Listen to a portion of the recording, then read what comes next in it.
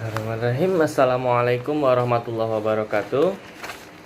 Perkenalkan, saya M. Zain Fanani Pamuji dengan NIM 106200046 untuk penugasan mengenai penjelasan dari gambaran premolar 1 atas kanan atau 14, premolar kedua atas kanan atau 15, premolar pertama bawah kanan 44, dan yang terakhir premolar kedua bawah kanan atau 45.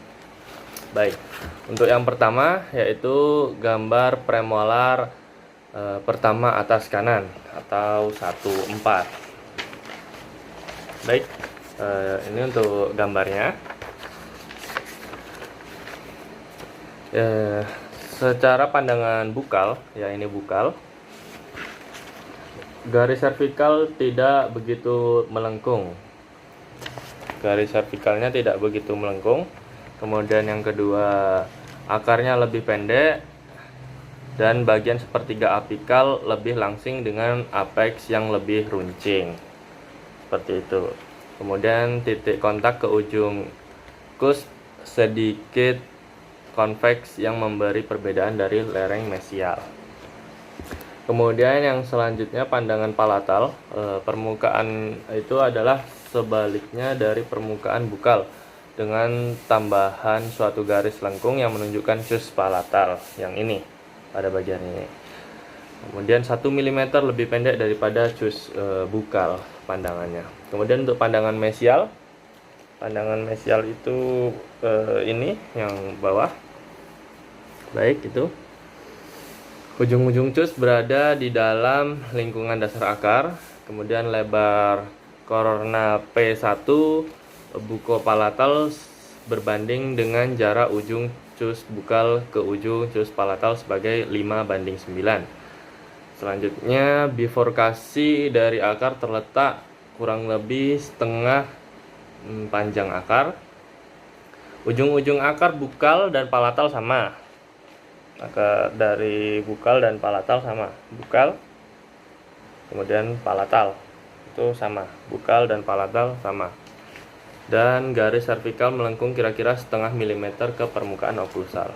Kemudian untuk pandangan distal yang terakhir itu posisi relatif dari daerah-daerah kontak, kemudian hubungan dari cusp dan groove sentral terhadap groove lateralnya. Selanjutnya, yang selanjutnya untuk gambaran gigi premolar kedua atas kanan atau 15. Premolar kedua atas kanan akar tunggal mesiodistal datar dan lebih panjang dari permukaan premolar pertama atas. Kemudian untuk cuspis bucalis dan cuspis palatinalis hampir sama tinggi, bentuk korona mirip premolar 1 rahang atas. Kemudian dimensi korona premolar 2 lebih kecil mahkota, kurang bersudut atau lebih bulat. Akar hanya 1, sulculus. Centralis lebih pendek dengan beberapa vis tambahan. Tidak punya vis. Pertumbuhan marginalis, cusp bukal dan palatal lebih kecil dan lebih rendah dari premolar pertama atas. Kemudian untuk lereng mesial bukal cusp lebih pendek dari distal. Kemudian bagian oklusalnya itu bulat atau oval seperti itu. Selanjutnya yang ketiga yaitu gambaran gigi premolar pertama bawah kanan. Untuk pandangan bukal ya seperti itu. Itu groove labial bukal simetris, cusp bukalnya besar dan meruncing. Kemudian untuk daerah kontaknya lebar dengan letak crest curve mesial dan distal hampir sama tingginya. Jarak crest servikal kira-kira lebih panjang sedikit daripada setengah jarak servikal ujung cusp.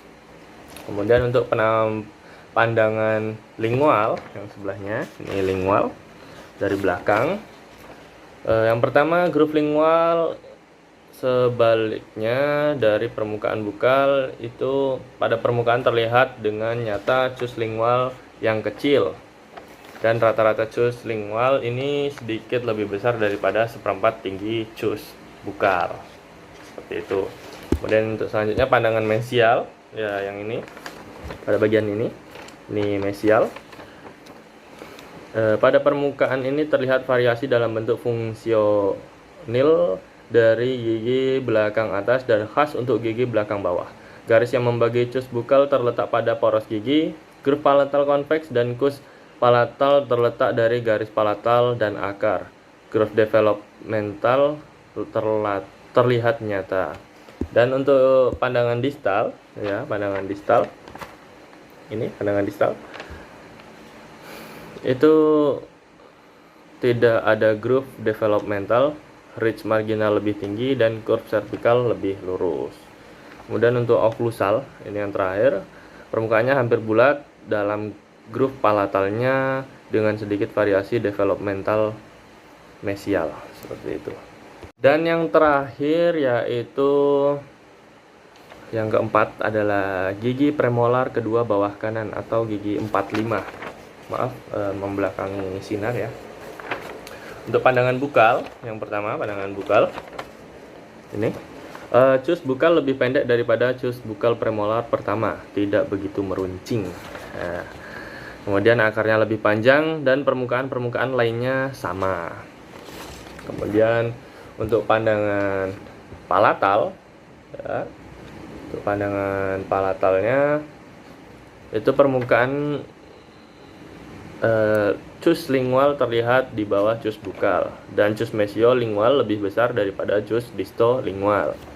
Dan yang ketiga, permukaan mesial permukaan ini sama dengan permukaan mesial premolar pertama bawah dengan perbedaan sebagai berikut. Yang pertama, groove developmental mesiolingual tidak ada dan ridge marginal lebih tinggi, dan yang terakhir itu kus lingual lebih besar daripada kus lingual premolar pertama.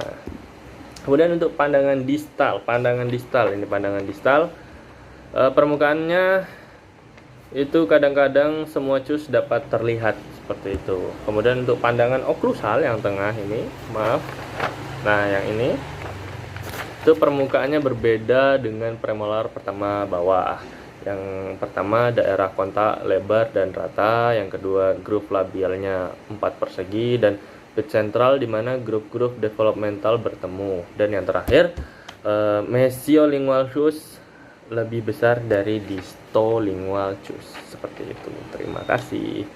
Baik, itu yang dapat saya sampaikan. Banyak kurangnya mohon maaf. Saya akhiri. Assalamualaikum warahmatullahi wabarakatuh.